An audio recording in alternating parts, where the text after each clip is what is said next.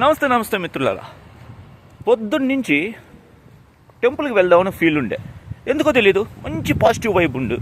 అందుకని మన దగ్గరలో ఉన్న టెంపుల్ హనుమాన్జీ గురువుగారి టెంపుల్కి వెళ్ళిపోతున్నాము. యాక్చువల్లీ శివ టెంపుల్ ఉందని చూశాను, బట్ ఇక్కడ టెంపుల్ ఉండడమే కష్టం అనిపించింది. అందుకని హనుమాన్ టెంపుల్. పొద్దున్నే అలెక్సా ఆల్రెడీ చెప్పింది ఈరోజు వర్షం ఉండబోతుందిరా బచ్చా అని.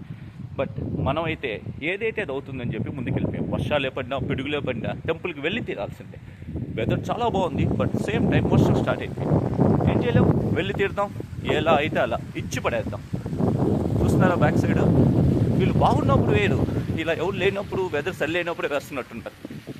నాకు తెలిసి టెంపుల్స్ అనేవి మనకి ఒక రీఛార్జ్ సెంటర్స్ లాంటివి. ఇప్పుడు కారు బైకు సర్వీస్ సెంటర్స్ ఉంటాయి కదా, అలాగే రీఛార్జ్ సెంటర్స్ లాంటివి మన మైండ్కి మన బాడీకి.